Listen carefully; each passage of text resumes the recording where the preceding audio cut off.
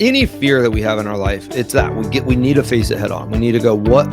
And when I say facing a fear head on, it usually means having to sit down in a quiet space and ask a simple question going, what do I believe about this fear I have right now?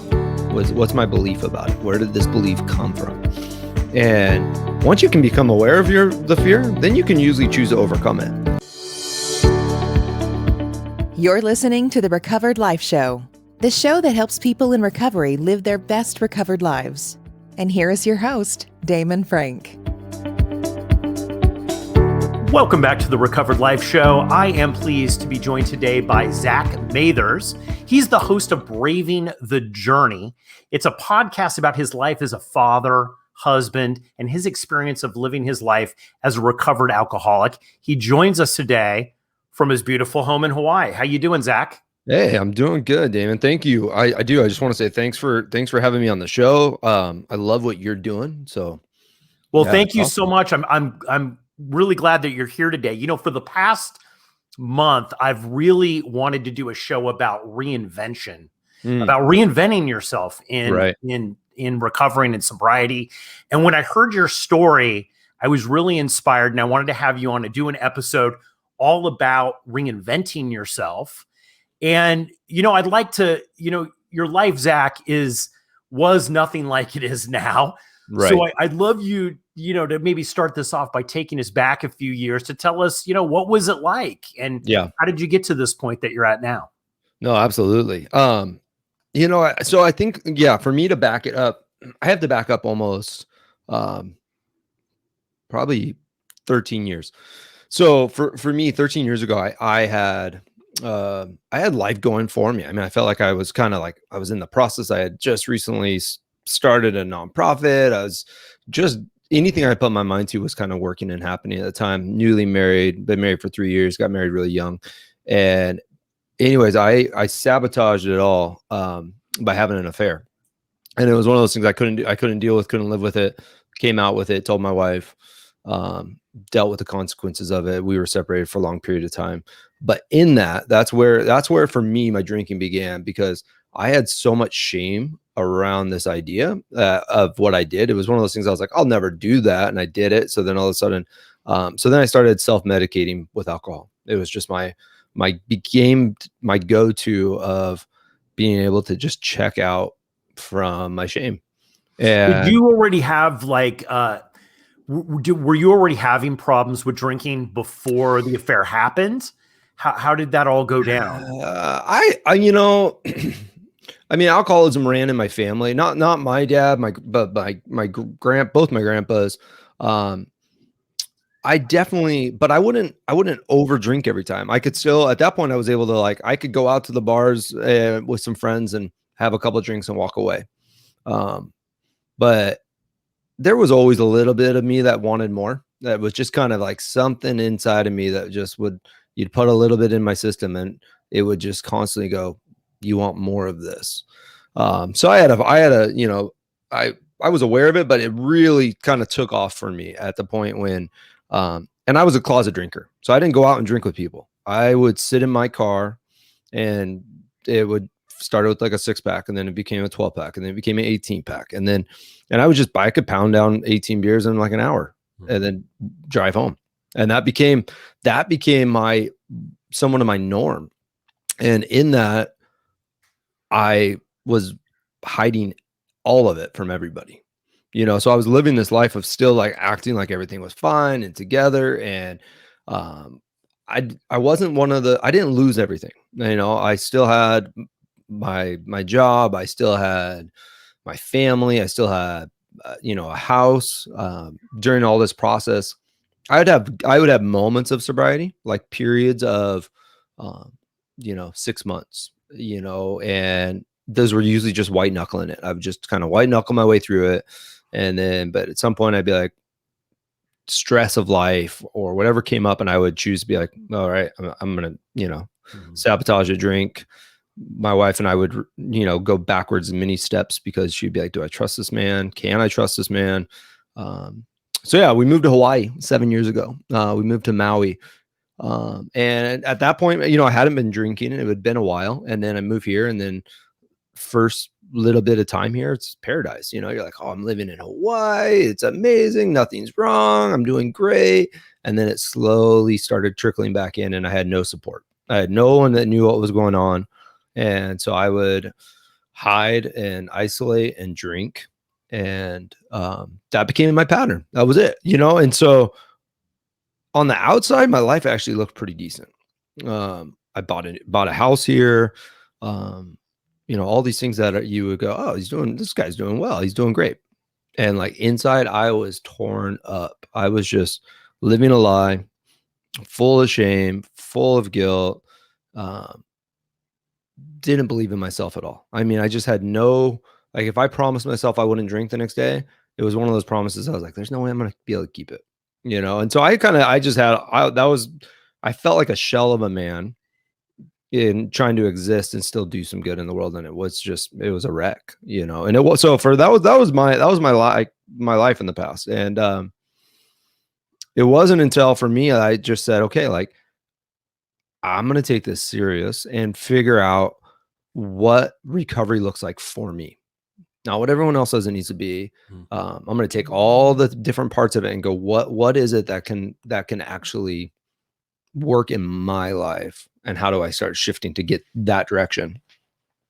But I don't know for you. I mean, like, I love this like reinventing yourself process, because I think so many times when we talk about sobriety or recovery, we just think about that's it, like, get sober. Yeah. And Exactly. I'm like, no, like, if I just were sober and still living internally as miserable as I was, full of shame and all this stuff, and if that was existent, like, I wouldn't want to be the sober guy having to go through that. You know, Zach, it's funny because my personal experience has been, and my feeling is that you have to constantly always reinvent yourself to really, I think, have a great recovered life, right? Because, you know, I think there's kind of two parts of this. You know, a lot of times in early sobriety, there's always this huge reinvention, typically, because you got to let go of a past life, right? Right. Or a way in which you did things. That might be friends, that might be a geographic or whatever. And then, you know, as you go through sobriety, I think you still have to do the exact same thing. I think you have to kind of reinvent yourself, relook at your life. And I think when that stops, there's problems, right? There always needs to be a challenge in my life. It doesn't have to be a negative challenge. It could be something that I want to do, something that I want to achieve, experience, maybe some sort of service that I'd like to do, right? I love what you're talking about with shame, because not a lot of guys in recovery talk about shame. Right. And I know a lot of the 12-step programs, when those were, you know, created, they talked a lot about fear, right? Because men didn't really talk about shame. How did shame put you in the position, not being able to deal with the shame? How did that put you in a position that was not advantageous to you, that actually hurt you in your process of getting and staying sober? Well, I think so. So for me, what shame would do, it would pretty much paralyze me. Meaning that I would have a little progress forward and have a relapse, and then be overwhelmed with shame again for feeling like a failure. But it was just a cycle. And when I would have these feelings, the only thing I knew how to do to get out of it was to drink, to just numb the feeling. And so, yeah, shame's a weird one, because it can go so unnoticed for people. Like, it took me having to learn how to begin to be vulnerable with myself to even be aware of the shame, you know, because you can't pinpoint the emotion until you can really sit down and be like, I don't know what it is I feel in these times, but like, I have to sit and like be able to ask the question of myself, like, what is it I'm feeling and why? And most of the time we have a tendency in life to just not slow down enough to create the space to ask the question of how we're feeling and be vulnerable enough with ourselves to be aware of the shame. So we just keep doing the cycle. We're stuck in it unless we. So how'd you do that? How'd you finally, because for you, what it seems like is that you would like most alcoholics, right? Yeah. When drinking and using, it's honestly, we can recreate our lives, reinvent our lives very easily out of sheer panic, right? It's like, I got to do something. I got to get a job. I've got to make this right. I've got it right. I've got to do a geographic, whatever that is. For you, obviously your story, you had to kind of deal with that shame. Yep. So you weren't constantly reinventing your life and then it just comes crashing down again, which is what most people that have addiction issues do. They're great at reinventing their life. They just can't have any forward momentum with that. It just all crashes down. How did you finally reach a point where you said, you know what, I have to deal with the shame because it's stopping me from having my best recovered life? Yeah. So I think, you know, I look at shame in a couple ways. I don't think it's a one-time event that I deal with and it's over. I think it's a reoccurring, there's layers to it like an onion, you know, and some are deeper and bigger than others and some aren't. But I had quite a few years ago, I went on a retreat with a group of guys to the Oregon coast. And on that retreat, all we did is we really took turns devoting like a half a day would be towards me. And the guys would just let me share my story, share what everything going on in my life. And then they would begin to ask questions. And we would begin to process and question it out. And in that, when I walked into that kind of retreat, I would have said I was completely, I had dealt with my shame. I cleared it up. It was gone. As soon as I got into that room with those guys and started sharing my story, there was still this chunk of shame that I was holding on to. And I began to cry about it and just bring it all to the table. And so I think part of your answer to that is I didn't do it alone, meaning I brought others into it and brought people into my feelings where I'm at and the right people. And I let them kind of help guide me, I think is one piece. But the other piece is I think as alcoholics or addicts, we have a tendency to our identity gets wrapped up in that. So my identity became this guy that had an affair, the guy that is an alcoholic. And so I believe that about myself, that was me at the core of who I am. I'm a failure. I'm a screw up and it's never going to work out. So like when I believed that, I lived it. And so for me, I had to begin to shift and go, I need to rediscover my identity. Like, who am I? Like, what do I say about myself? What is, you know, what in the core of me is me. Mm-hmm. And I was able to come up with, like, for me, I felt like there was this pressing word that, like, I'm a cultural architect. Like, that is the design of who I am, that I like to help shift the culture around me, whatever that looks like, you know? And so if I can be involved in changing the culture in a better, positive way, I come alive. I do. And so then I was able to start taking the shift of, my identity is not the guy that had the affair, the guy that's an alcoholic. My identity is a culture architect that gets to help change culture. So now I can live into that identity and let the other shame and guilt and all those pieces start slowly getting smaller as my identity grows bigger. You know, so it was a shift of identity, basically. Yeah. We talk a lot about on the Recovered Life show, consciousness, right? Mm-hmm. And being self-aware and energy. And, you know, we know that just metaphysically that shame is the lowest energy that you can have, right? And so as you start to let go of that and that starts to break up, you can move through the different energy levels, and then more things are going to happen when you are able to raise your consciousness a bit and to be able to see other possibilities of who you are and who you can be in the world. Things change. You know, we had a conversation a couple weeks ago on a call that was great. And you were about ready to go surfing. And I thought that was really exciting. That's something that you put into your life, things that bring you joy.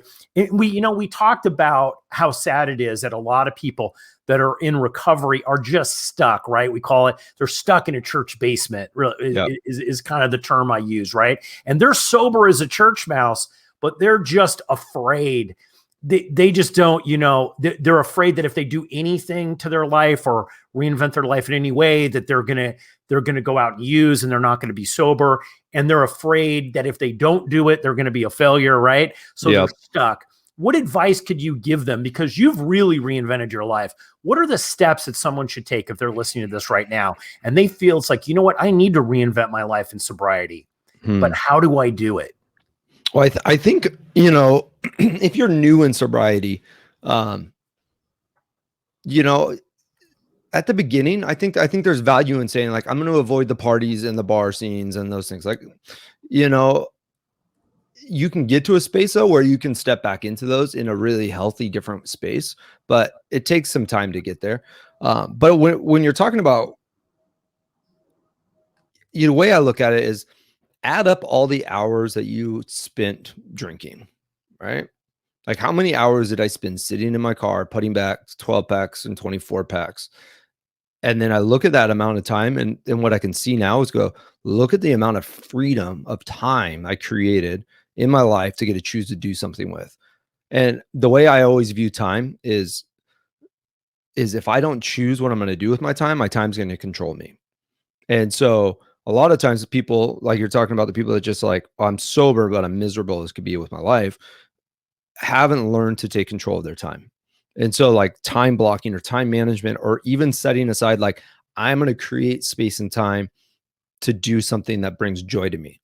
And if you don't even know what that thing is that brings joy to you, try things. And if you don't like it, then don't do it again. It's really simple. Like I love to surf. I live in Maui and it brings joy to me. And so I have to create it in my schedule. Like on a Sunday night, I sit down and I map out my whole schedule for the week. And I do that because if I don't, the week will go by and time will control me. And all of a sudden I'll be like, I didn't create any space for what I love to do. Yeah. And that's just that's how the world works. Like that's how our money works. If we choose not to be aware of what we're doing with our money, all of a sudden our money's gone and we go, where did we spend it? But I can choose to put it where I want to. And it's the same with our time. And so that's kind of what I tell people is like, you got to really just break it down. And goals are a huge thing, but goals only work if we create a system to implement them. And, so like my family, what we do is we do a little 5-day retreat at the beginning of every year. So January comes around, I take my 3 kids, my wife and I, and we shut down all technology, no cell phones with us. We just leave them and we go somewhere for 5 days and we have a kind of a packet that we work through. And the packet, what it does is it helps us reflect back on the year before. So we looked like this year, we looked back at 2020 and we looked at like the successes, the failures, the hurts, the everything, the good and the bad. And so because you learn a lot from both. And then we look at the year ahead and go, what do we want to do as a family? Who do we want to be individually? Who do we want to be corporately together? And what are the words that we have for ourselves this year? What are the goals that we have for ourselves? And we put that all out there. And that's kind of the tangible, like there's the big picture for the year. And then we all know about it with each other. So then we get to break it down and go, how do we make this happen? Quarterly, monthly, weekly, daily. Like what things do I need to do if that's my goal, for the year? What do I have to do today to see that begin to happen? Yeah, I love your approach about you use your time almost as currency, right? Yeah. So you have X amount to spend and you're making different decisions. What would you tell somebody too that's like, they're fearful and they also limit what's possible for them. I think in 12-step groups, they talk about magical thinking, right? Yeah. And this happens. They're like, well, at least I'm sober. But when you talk with people who've been sober for decades, just being sober isn't enough. No. Right. It's not enough. It's great that you're sober, but you also want to be able to live a life as well. Right. Right. It's like, why stop there? Like, why stop there? Exactly. Yeah. You were able to do that. There's a difference between magical thinking and I think also trying to play full out, right? Like playing full out is not magical thinking. Right. No, I think the fear, and you hear this saying in kind of recovery that fear is either, forget everything and run or face everything and recover, and so I think any fear that we have in our life, it's that we need to face it head on. We need to go what, and when I say facing a fear head on, it usually means having to sit down in a quiet space and ask the simple question going, what do I believe about this fear I have right now? What's my belief about it? Where did this belief come from? And once you can become aware of the fear, then you can usually choose to overcome it. But you can't unless you're aware of it. If I'm unaware of why I'm paralyzed to move forward beyond the fact I got sober, like, it probably comes down to a very simple stemming belief of like, I don't believe I'm worthy to have this in my life, or I had this traumatic moment in my childhood that I'm unaware of, but because of that, I believe I'm unlovable. So I'm never going to actually go out and try to find somebody to love, because I have a belief. And so our core beliefs that we may not even fully they're subconscious in our inside of who we are. We have to be able to learn to recognize, see the consciousness of them, and then challenge them. Like for me personally, one of my beliefs that I held on to was that I screwed up too much that I never could be used again to impact the world. That was a belief of mine. That was like, I failed. I messed up. So I have no more voice to speak to the world. And I believed that for years. I believed that lie. And I had to stop and go, is that true? And once I discovered that, no, like this lie that I've told myself for so long that has held me paralyzed is not true. So what is true? And then I get to speak the truth. The truth is that I am unique, just like you are unique, and every single one of us is unique, and the world needs me to speak by my uniqueness to the world, because I'm going to bring something that nobody else will. And when I believe that steps into this different world of like, yeah, I could do it. So my challenge for people is, take time to sit and go, what beliefs do I have about myself that are holding me to believe all I could do is get sober and do nothing else? Zach, this has been a really great episode. Where can they find out more about you and your podcast? Yeah, so everything's Braving the Journey. So bravingthejourney.com is the website. You can go there. You can find out more about recovery coaching, and that's kind of where I send people and you can get to the podcast there. But podcast is everywhere, Apple Podcasts, Spotify, Braving the Journey, Braving the Journey on Instagram. Those are kind of my main areas where you're going to be able to find me and follow me. So, yeah. Zach, thanks so much for coming on the Recovered Life Show. Hey, it was a pleasure, man. I really appreciate it. Keep the conversation going. Join Recovered Life, a community of like-minded people who are looking to live their best recovered lives. Membership is free, and you can apply at recoveredlife.us.